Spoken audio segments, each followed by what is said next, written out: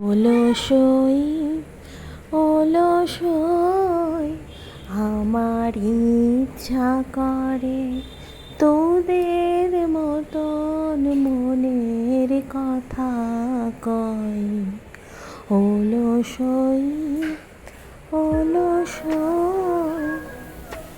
সুপ্রভাত বন্ধুরা, নিনিস ব্লগের আরও একটি ব্লগে তোমাদের সকলকে স্বাগত জানাই।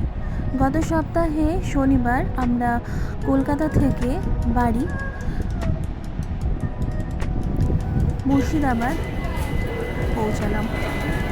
নামলাম বহরমপুর স্টেশন থেকে। বাড়িতে আসার পর দাদাই, দিদুন, মা, বাবা, নাতনি, জামাই, মেয়েকে পেয়ে আনন্দের সীমা নেই। কী করবে, কি বানিয়ে খাওয়াবে, কি করে আরও বেশি আনন্দ দেওয়া যায় আমাদেরকে, সেই ভেবে এত ভিন্ন রকম ধরনের স্বাদের রেসিপি মেনু বানিয়ে চলেছে। তার অপরূপ স্বাদ, আর আমি কোনটা ছেড়ে কোনটা শেয়ার করব তোমাদের সাথে সেটাই বুঝে উঠতে পারছি না।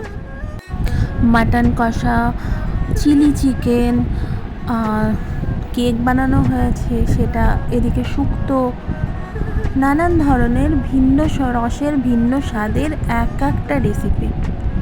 আর বহুদিন পর এই যে এসে খেতে বসেছি মার সাথে। আর এইটা হচ্ছে আমার মাসি। এই যে বললাম না বাড়িতে ছাদ বাগান, সেখানে পুঁই শাক কাটছে।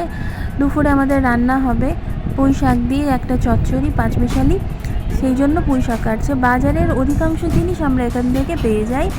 আমাদের কিন্তু ছাদ বাগানেই আমরা খুব সুন্দরভাবে নানান শাকসবজি যেগুলো লাগিয়েছি, অধিকাংশ রান্নাই ওখান থেকেই আমাদের হয়ে যায়। আর জামাই ষষ্ঠীর সামনেই, সেই জন্য জামাই ষষ্ঠীকে ঘিরে যে বাজার করা হয়েছিল জামা কাপড়ের, সন্ধ্যাবেলায় আমরা সেটাকে নিয়েই আড্ডায় বসেছিলাম। আর এত গরম পড়েছে এই সময়টা, প্রত্যেকবারই দেখি যখনই আসি জামাই ষষ্ঠীতে বেশ গরম থাকে। তাই আনন্দ তো করছি, ঘুরতে যাচ্ছি। এই যে মা বানিয়েছিল এটা নিনির জন্য কেক। আর এটা দেখছো গাছের আম, গাছের লিচু। বেশিরভাগ আম পড়ে গিয়েছে, পোকা ধরেছে, তার মধ্যে কিছু আম জুগিয়ে রাখা হয়েছিল আমাদের জন্য, আমাদেরকে দেখানো হবে বলে। বেশ আমের সাইজগুলো বড় বড়ই হয়েছে। এই দেখো, এই ধরনের একটা আমের সাইজ। আর সকাল সকাল উঠে নিনির জন্য ডাব, তারপরে আমলকি সবই দাদাই নিয়ে এসেছে। তো বলছি না, একটার পর একটা রেসিপির সম্ভার, কোনটাকে ছেড়ে কোনটাকে বলবো বুঝতে পারছি না।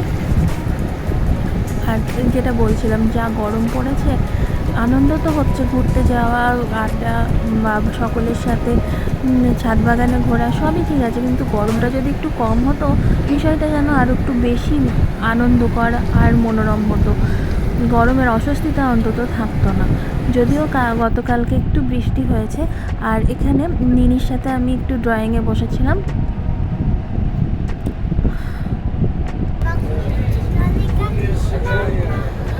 আস্তে আস্তে ট্রেনে আমরা ঘুগনি, তারপরে হাফ বয়েল ডিম, যেটা ফুল সেদ্ধ নয়, হাফ বয়েল ডিম, যেটা আমি আর আমার হাজব্যান্ডের একদম খুবই পছন্দের জিনিস, একেবারে অমৃত। আর বাড়িতে আসার পর থেকে ছাদ বাগানের নানান রকম অপরূপ দৃশ্য, গাছের, সবই তোমাদের সাথে শেয়ার করছি।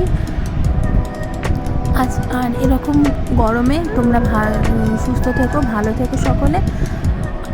আর আমার এই ব্লগটাকে ভালো লাগলে অবশ্যই সাবস্ক্রাইব করতে ভুলো না। সামনেই জামাই ষষ্ঠীর ব্লগ নিয়ে খুব তাড়াতাড়ি ফিরে আসবো তোমাদের সাথে।